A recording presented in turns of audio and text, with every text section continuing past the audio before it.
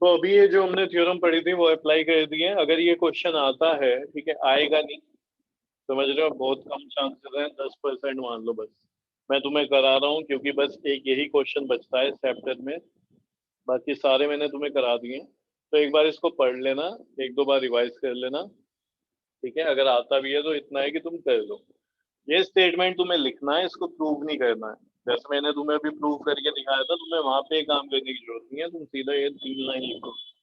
एक बार स्कूल में pre board में स्कूल में क्वेश्चन दे दिया था, तो तब बच्चों ने मुझे कहा था सर आपने ये क्वेश्चन नहीं कराया और ये वाला क्वेश्चन आ गया, तो सिर्फ मैंने एक क्वेश्चन छोड़ के चल रहा था। मैं इसमें ये बोर्ड में तो आता ही नहीं, बहुत टाइम से आ ही नहीं रहा, तो इसलिए मैं कराता भी नहीं था, ठीक है। तो इसलिए अब मैं कराने लगा इसको, तो थोड़ा एक बार पढ़ के देख लेना और ये स्टेटमेंट डालना है।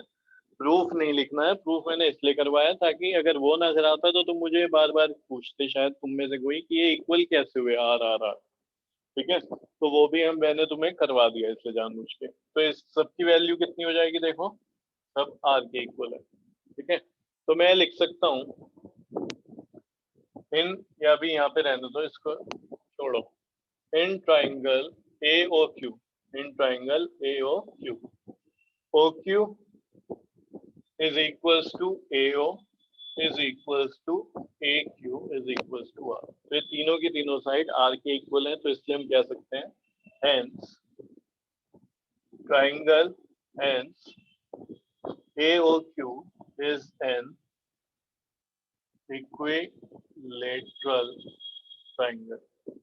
तो इसलिए क्या हो जाएगा, AOQ क्या हो जाएगा, एक इक्विलेटरल ट्राइंगल हो जाएगा।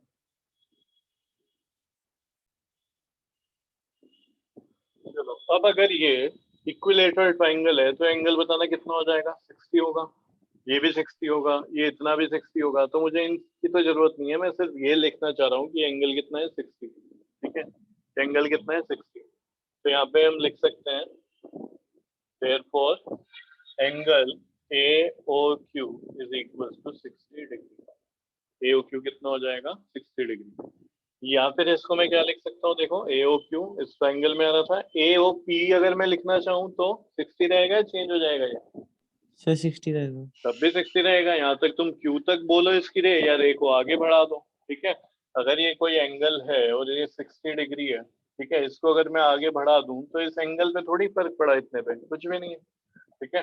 तो इसलिए मैं और क्या भी लिख सकता हूँ, और angle AOP is equal to 60, ऐसे भी लिख सकता हूँ, एंगल AOP कितना आ गया है, 60 डिग्री आ गया, ठीक है।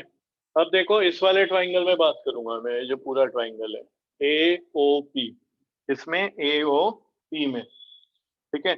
AOP में ये बताओ, ये एंगल 60 है, ये पूरा 90 है, तो ये बचा हुआ कितना आ जाएगा फिर, तो जल्दी से बताओ। 60 60 आ सर, जाएगा, 30 30 आ जाएगा, चलो जी। तो कितना आ जाएगा, 30 आ जाएगा।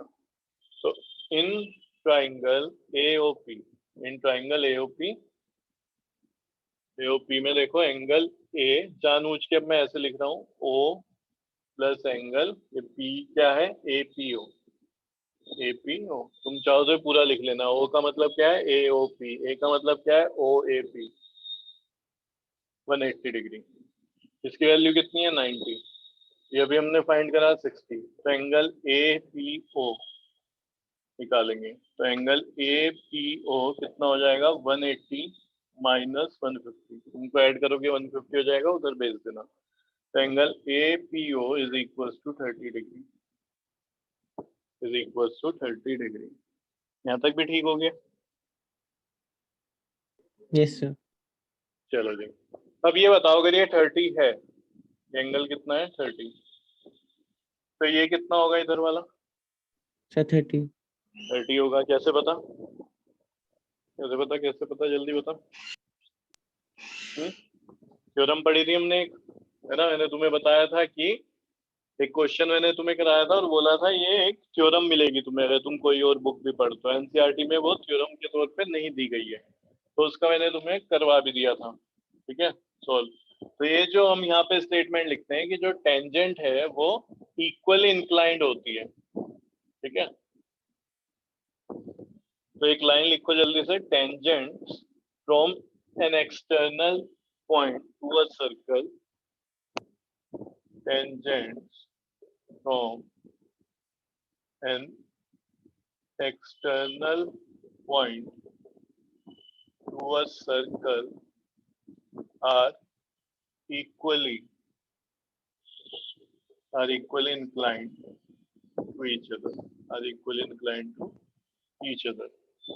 ठीक है ना भाई। तो ये एंगल APO इक्वल हो जाएगा एंगल BPO के, यानी कि 60 डिग्री हो जाएगा। APO कितना है 60, तो ये 60 है तो ये भी 60 है ना, दोनों 60 हो गए। APO ऐसे लिखेंगे, now APO plus angle BPO, ये दोनों एंगल मिलके क्या बन जाएंगे, APB। क्या बन जाएंगे जी, APB। तो ये 30 आएगा ऊपर। 30 आएगा ना, 30 plus 30 is equal to angle APB। तो angle APB is equal to 60 degree, अब तुम्हें समझ आएगा हमने क्या किया है यहाँ पे। देखो ये एक सर्कल है, ये एक एक्सटर्नल पॉइंट P है, यहाँ पे ये A है और ये हो गया B, ठीक है। ये एंगल है 60 डिग्री, इसको मैं ज्वाइन कर रहा हूँ, यहाँ पे कहीं पे सेंटर है। तो ये जो ट्राइंगल तुम्हें बनता हुआ देख रहे हो, इसी को हमें क्या दिखाना है कि ये एक इक्विलेटरल ट्राइंगल है। देखो हो जाएगा, प्रूफ हो जाएगा कैसे, AP PB इक्वल है, तो ये वाला एंगल और ये वाला इक्वल होगा, ठीक है। अब ये 60 है तो बाकी दो एंगल कितने होंगे, 120, और इक्वल भी है, तो 120 है दोनों एंगल का सम, तो एक एक एंगल कितने का होगा, 60। तो देखो पूरे क्वेश्चन में हमें क्या करना है, इसको APB को, जब हमें क्या दिखाना है APB को कि ये इक्विलेटरल ट्राइंगल है, तो उसके लिए हमें सिर्फ ये चाहिए था 60 डिग्री। देखिए P पे जो एंगल है वो 60 है, ठीक है। तो अगर जैसे ये 60 प्रूव हो गया तो ये हमारा एकदम से इक्विलेटरल ट्राइंगल बन जाएगा। अब उस 60 को प्रूव करना इजी काम नहीं था हमारे लिए, ठीक है। तो उसके लिए हमने क्या करा, कोई एंगल तो मुझे इसमें देखो क्वेश्चन में कहीं पे कोई एंगल नहीं दिया, तो उसके लिए हमने क्या करा, सिर्फ ये दिया था एक इंपॉर्टेंट पॉइंट कि P जो है वो डायमीटर के इक्वल है। तो फिर ये भी आर, ये मिड पॉइंट हो गया हाइपोटेन्यूज का, तो इस वर्टेक्स से डिस्टेंस इक्वल होगा, तो ये भी आर हो गया, ये रेडियस है, उसकी वजह से इक्विलेटरल हो गया, 60 हो गया। जब ये 60 हो जाएगा, ये 90 हो जाएगा, तो हमने ये फाइंड करा है 30 हो गया। ये पूरा एंगल कितना हो जाएगा, 30 का डबल हो जाएगा 60, तब जाके 60 आया। अब तुम्हें देखने में थोड़ा इजी लग रहा होगा जब मैं तुम्हें ऐसे बता रहा हूँ, ठीक है। बोलो, बात समझ में आई। यस ये सब काम हमें क्यों करना पड़ा, क्योंकि मुझे यहाँ पे एंगल चाहिए था किसी तरीके से 60। कैसे मिला, जब ये इक्विलेटरल हुआ। क्यों चाहिए 60, क्योंकि तीसरा एंगल निकालना था, तो दो तो मालूम होने चाहिए। तो ये 60 हो गया, 90 हो गया, ठीक है, 150, तो ये निकला है 30।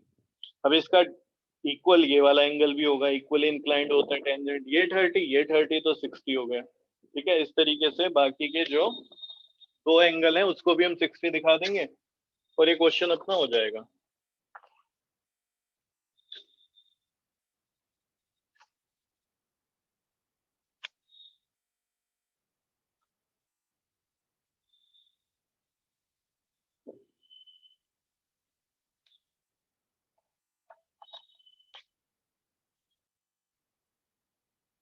लिख लो, यहाँ तक आगे करो फिर।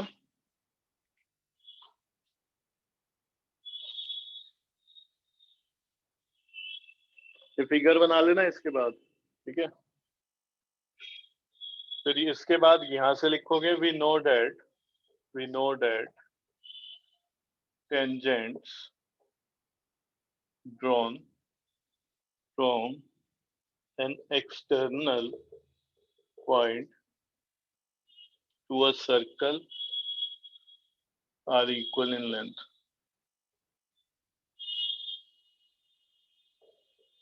AP is equals to BP, AP is equals to BP, ठीक है। तो in triangle APB, AP is equals to BP, ठीक है। तो यहाँ पे मैं क्या लिख सकता हूँ, angle PAB is equals to angle PBA। Reason क्या होगा, angles opposite two equal sides are equal. Angles opposite to equal sides are equal. ठीक है, जल्दी से करो.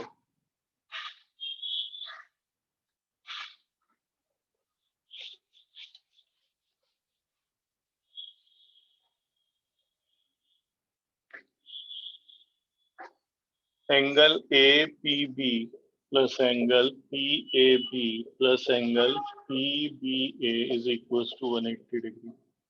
ठीक है, रीजन है एंगल सम प्रॉपर्टी. ये मुझे पता है APB कितना है. APB 60 degree. PAB plus angle PAB, दोनों को मैंने PAB लिख लिया क्योंकि PBA इक्वल है PAB के. तो PBA की जगह पे क्या लिख दिया, ये PAB. तो इसको उधर भेज देना. ये ट्वाइस PAB हो गए.